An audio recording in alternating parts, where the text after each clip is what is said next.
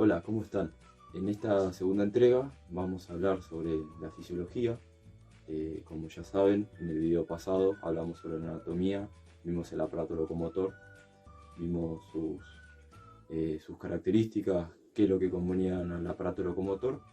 Y en este caso vamos a ir de lleno con la fisiología. Vamos a hablar sobre las estructuras del músculo. Para comenzar, las estructuras del músculo se dividen en tres partes. Por ejemplo, tenemos la estructura del músculo esquelético, que forma parte de todo nuestro sistema locomotor, de todos nuestros músculos. Luego tenemos al sistema muscular cardíaco, que es el que compone el corazón, que tiene como función bombear la sangre, que es su característica principal. Y luego tenemos al tejido liso, que son mayormente nuestros órganos, lo que tenemos dentro nuestro, que son las vísceras.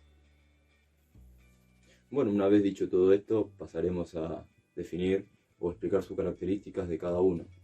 En primera parte, el músculo esquelético tiene como característica de que tiene fibras alargadas, son polinucleadas y tiene estriaciones. Son de contracción voluntaria, es decir, son motoneuronales.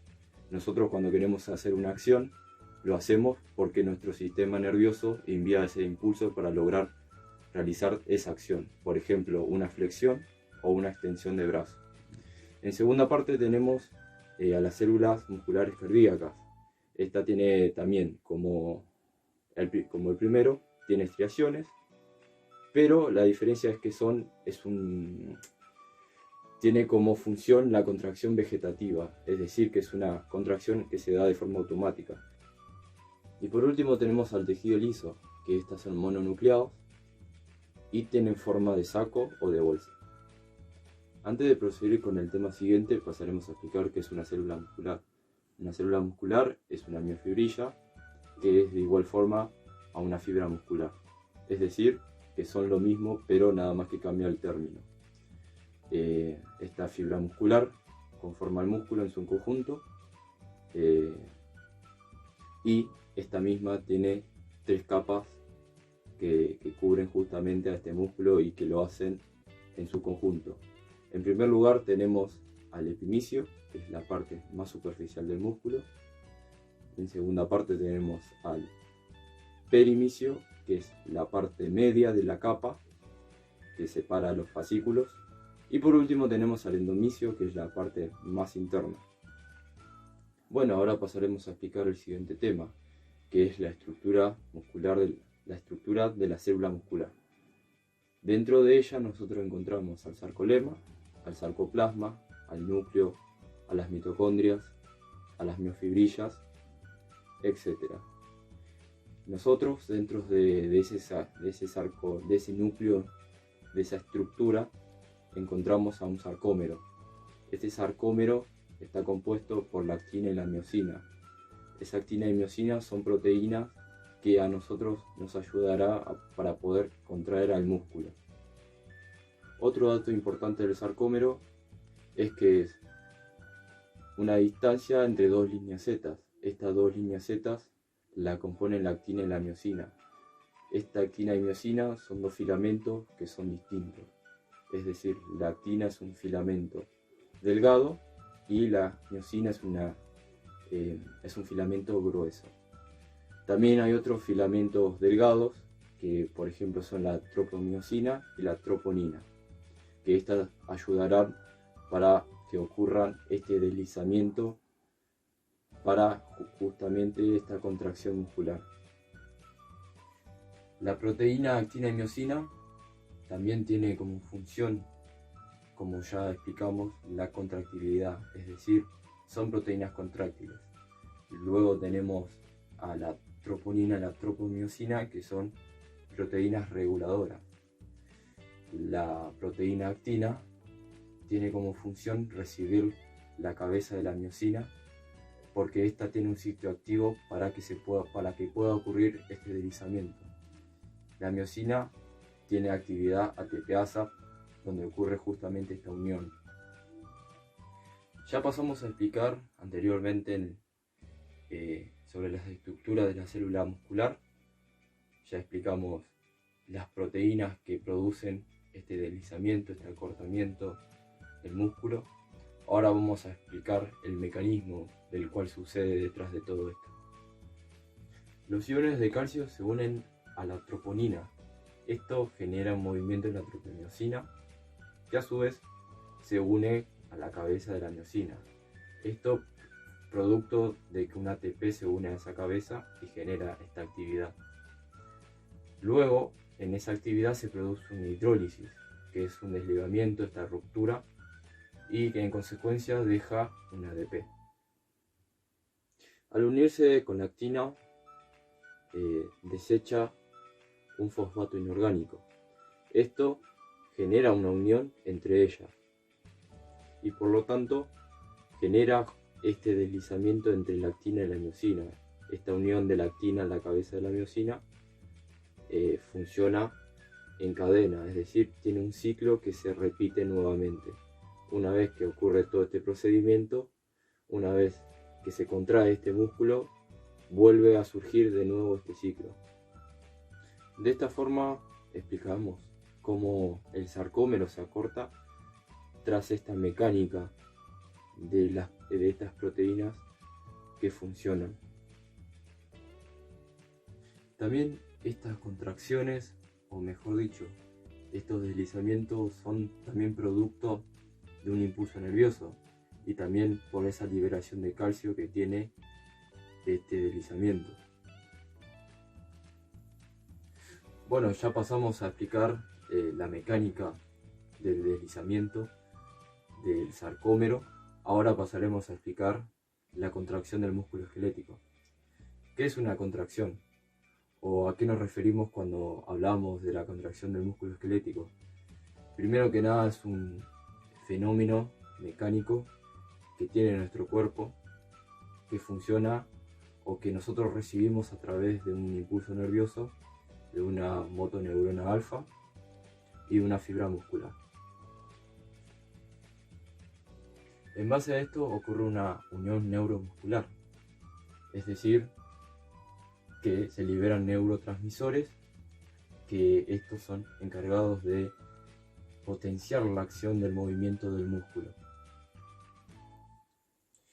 También otro dato que podemos considerar importante es que tanto la actina, el sitio activo de la actina, junto al de la miosina, junto a su cabeza, químicamente se atraen.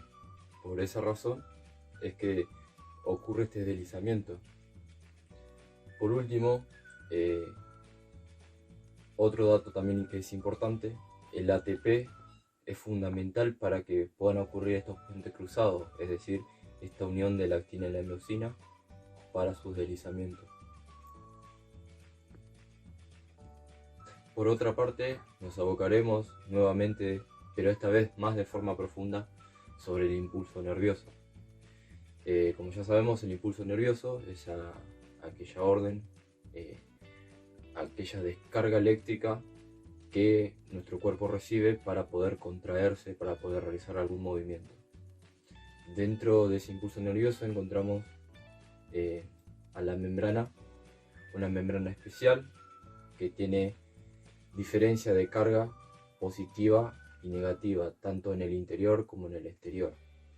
Esta diferencia genera un potencial de acción que es beneficioso para este movimiento. El sodio también es un gran potencial de acción que hace que la carga cambie de negativa a positiva. También otra sustancia que genera este potencial de acción es la acetilcolina, que se va a encargar de la despolarización.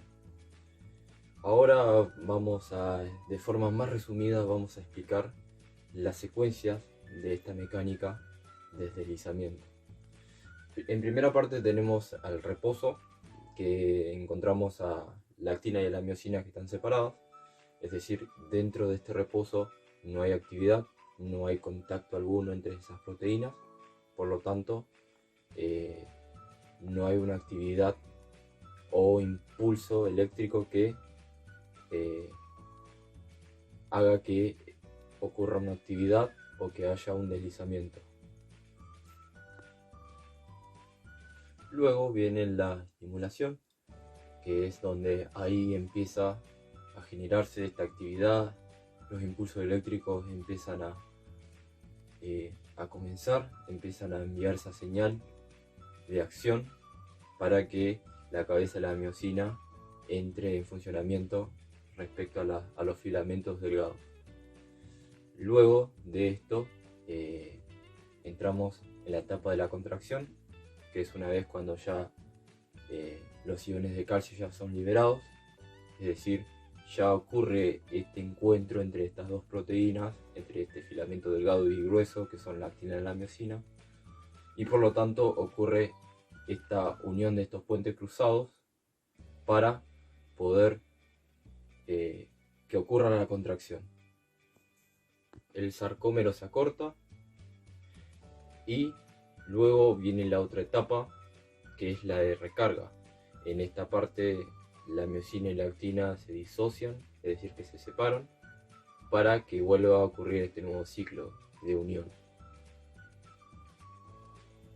Y para finalizar con este resumen, tenemos la etapa de relajación, que es en esta parte cuando el impulso nervioso ya no está más presente,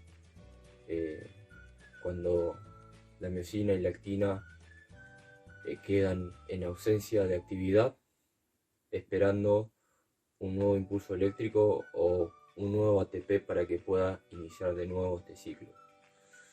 Cuando el sarcómero está en la etapa de relajación, es porque no hay ningún impulso eléctrico que lo motive para que tenga una actividad. Cuando los iones de calcio vuelven al retículo o cuando no hay ningún ATP disponible. Ahora vamos a pasar a hablar sobre el tejido muscular. Vamos a explicar algunas de sus características. Seguiremos también hablando sobre las contracciones musculares porque este tema justamente se trata sobre eso, sobre entender la mecánica, la biomecánica y todas aquellas características y definiciones, ¿no?, que nos explican a través de la ciencia de cómo funciona nuestro cuerpo, nuestro aparato locomotor. En primera parte, el tejido muscular tiene como función generar calor. Gracias a eso también nuestros órganos vitales están en funcionamiento. También es el encargado de producir los movimientos corporales, de mantener el cuerpo en estabilidad. También otra cosa importante, vamos a recalcar la función de los huesos. Los huesos son sistemas de palanca que permiten que el músculo pueda moverse, es decir, este plegamiento que tiene con este hueso para posibilitar las acciones cotidianas que, por ejemplo, hacemos en nuestro día a día, que son el caminar, el trotar. Y algo que es peculiar, que es algo normal, podríamos decirlo de esa forma, que tiene nuestro tejido muscular o el tejido muscular esquelético, es que tiene una excitabilidad eléctrica, es decir, que funciona a través de los impulsos nerviosos. Por esa razón, la actina y la miosina forman puentes cruzados. También tiene la elasticidad, que es esta función, esta forma que tiene nuestro músculo de poder acortarse, de poder estirarse y volver a su estado original. También la contracción y la relajación que tiene, producto de la unión de la actina y la miosina, y también de su disociación para que el músculo se relaje. Y ya que hablamos de contracciones, también tenemos tipos de contracciones que nuestros músculos pueden hacer. Por ejemplo, tenemos a la contracción isométrica y la contracción heterométrica. En la contracción isométrica, el músculo no se acorta, pero sí genera mucha tensión. En cambio, en las heterométricas encontramos a las contracciones concéntricas y excéntricas. Pero antes de definir cada una, pasamos a definir las heterométricas, que son contracciones que son que mantienen movimientos constantes de arriba hacia abajo, y justamente es donde pasamos a explicar las concéntricas y las excéntricas.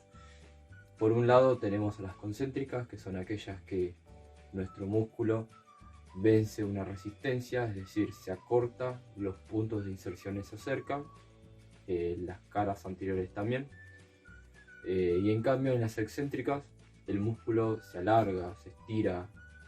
En el caso, un ejemplo particular, tenemos cuando vamos al gimnasio, cuando hacemos un curl de bíceps, cuando flexionamos, estamos acortando el músculo y estamos en la fase concéntrica.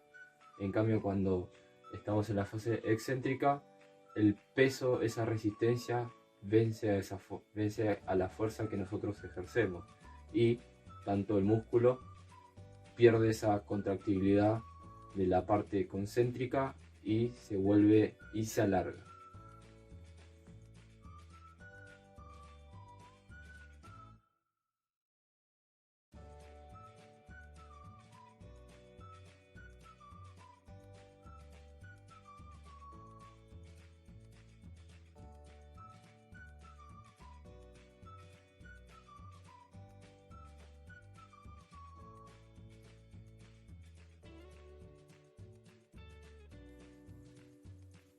Otro tipo de contracciones que son más recientes son la contracción isocinética y la contracción ausotónica. La contracción isocinética es aquella que se realiza a máxima velocidad, pero que el movimiento no cambia, es decir, que se mantiene constante. El movimiento tiene una aceleración inicial que se mantiene a lo largo del movimiento. Podemos poner como ejemplo la natación o el remo. Y por último tenemos a las ausotónicas, que se combinan en la fase heterométrica y la fase excéntrica. Un ejemplo sería el entrenamiento de los extensores.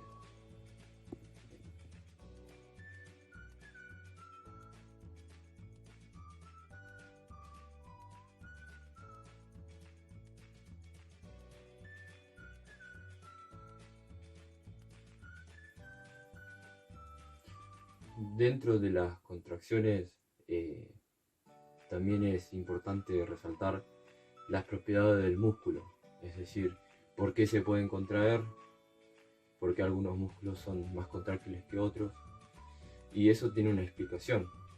El músculo en sí tiene esta propiedad de poder contraerse gracias a la actividad de la actina y la miosina.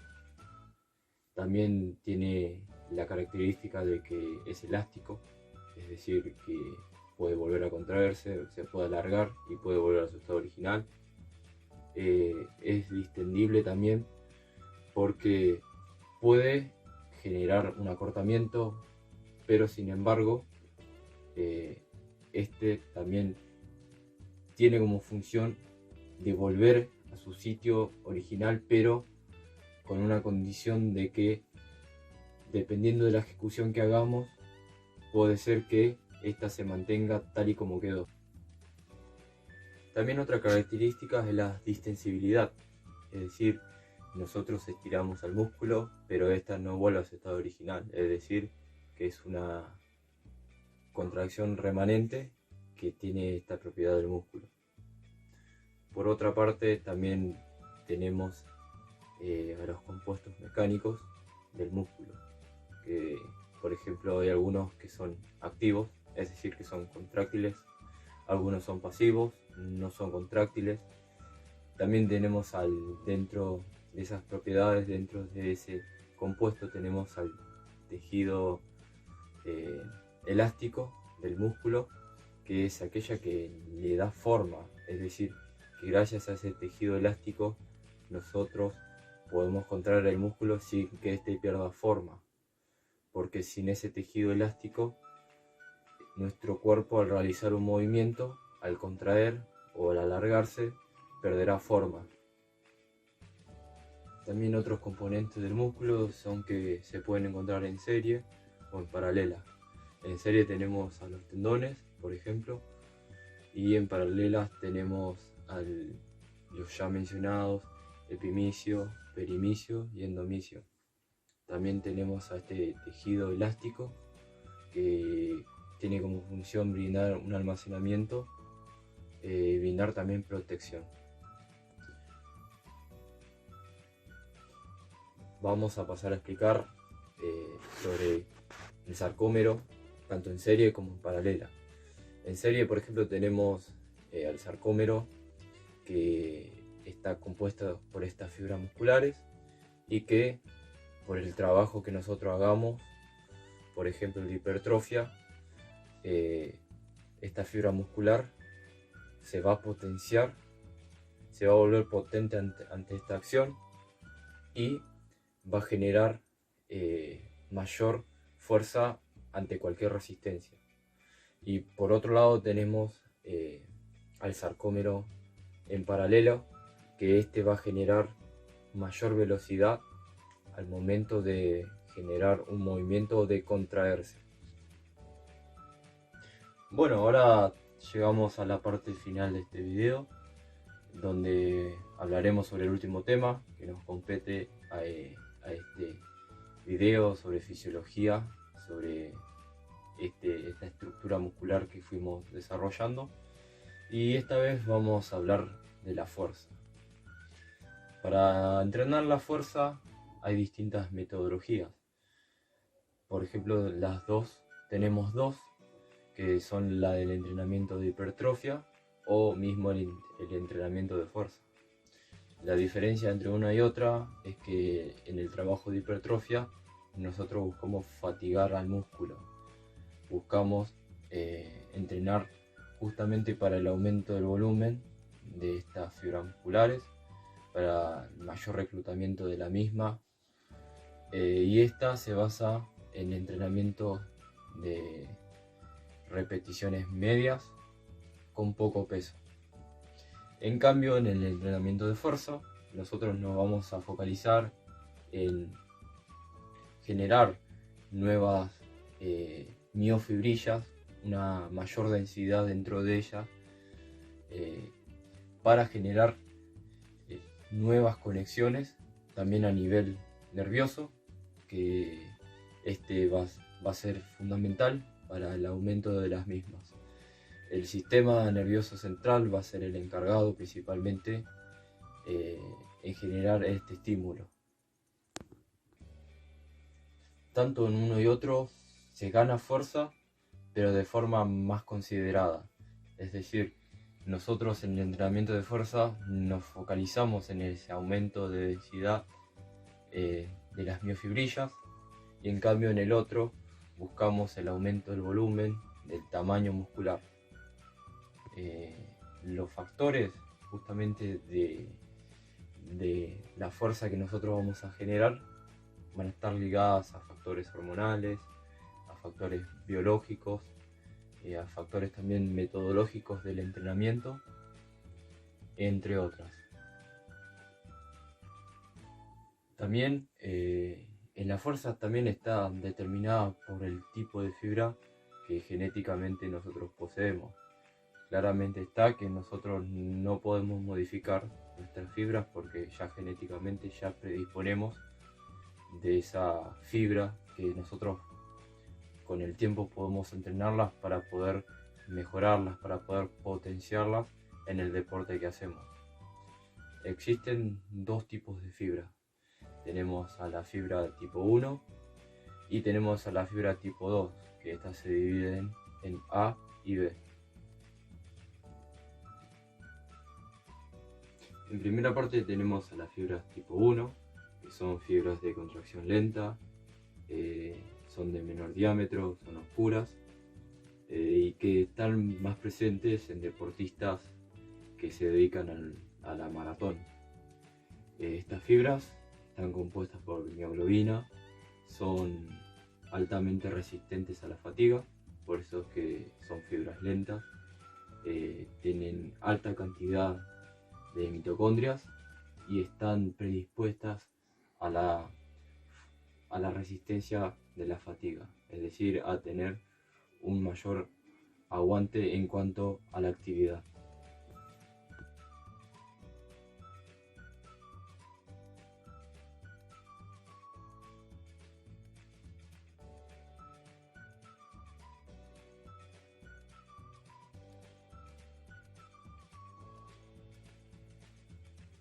Y luego tenemos a las fibras tipo 2, que como bien dijimos están divididas en A y B. La tipo 2A, es una fibra muscular que es roja clara, que su fuente de energía es el oxígeno y la glucosa. Es por esta razón que se puede encontrar de forma rápida y también tienen esta fuerza para generar esta contracción. Normalmente las encontramos en deportistas que se dedican a la natación o algún deporte que requiera estas fibras de contracción rápida, que son moderadas. Después tenemos a la tipo 2B, que esta, a diferencia de la A, es muchísimo más rápida, su fibra es mucho más densa y tiene una baja capacidad oxidativa, pero que esta está compensada por los niveles altos de glucosa que tiene. Está almacenada en forma de glucógeno. Normalmente estas fibras la podemos observar en deportes donde se requiere mucha potencia, mucha explosividad, como lo son el levantamiento de pesas, los powerlifting, los que practican halterofilia, o los corredores de sprint, que necesitan una explosividad, una contracción rápida para poder ejecutar un determinado movimiento en el menor tiempo posible.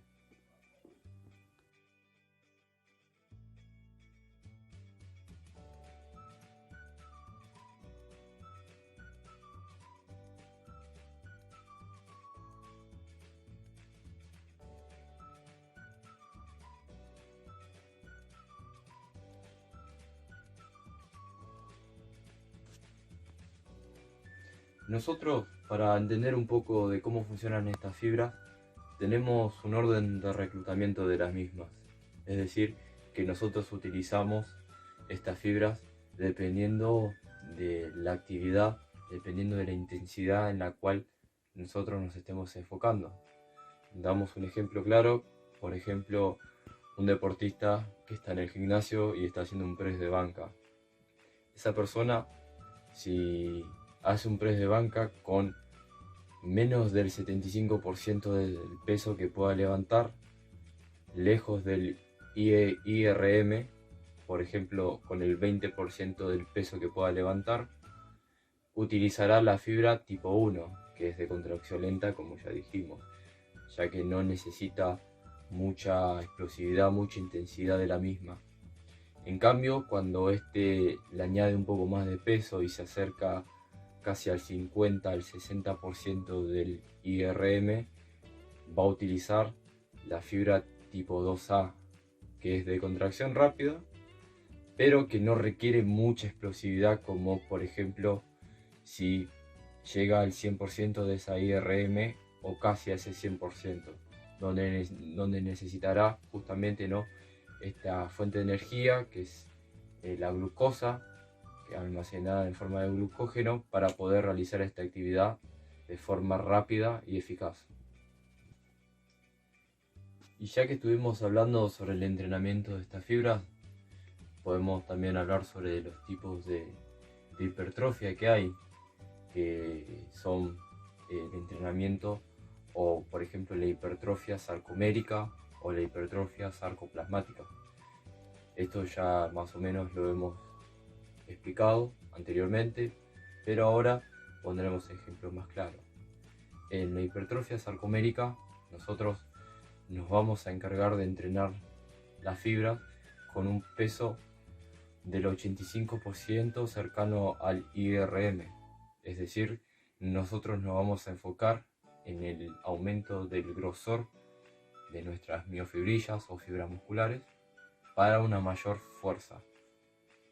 En cambio, en la sarcoplasmática solamente nos centraremos en el aumento del músculo, del volumen, de la estética de nuestro cuerpo. Por último, para finalizar este video educativo, vamos a retomar algunos puntos importantes que ya hemos analizado, que ya hemos estudiado, que hemos desarrollado a lo largo del video, y es sobre esta estructura muscular y algunos puntos importantes. Ya sabemos que esa estructura muscular está compuesta por el músculo esquelético, por el músculo de las células cardíacas y los músculos lisos. Eso como punto importante a tener en cuenta. Luego tenemos su función, que es un poco más cercana a lo mecánico, que es cómo la actina y la miosina funcionan entre sí, generando puentes cruzados para que ocurran estos deslizamientos que son producto del acortamiento o estiramiento de nuestros músculos.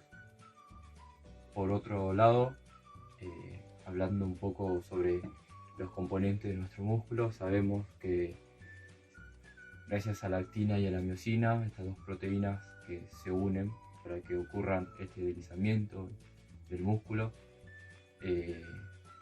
es importante también tener en cuenta de que esto se da gracias al tejido elástico que tiene nuestro cuerpo, porque sin ellos nosotros no podemos realizar los movimientos que realizamos, porque no serían uniformes, no serían ordenados, estaríamos tambaleándonos, estaríamos realizando movimientos que no son acordes, que son desfigurados, que no tienen forma. Y por último, hablar sobre el tema de la fuerza, que la fuerza puede ser entrenada de distintas formas, que tiene una metodología en la cual nos podemos basar dependiendo de nuestros objetivos. Si buscamos una mejora estética o una mejora a nivel neuronal, a nivel de la fuerza, tenemos la hipertrofia sarcoplasmática y la hipertrofia sarcomérica. Bueno, muchísimas gracias, espero que les haya gustado el video y nos vemos en la próxima.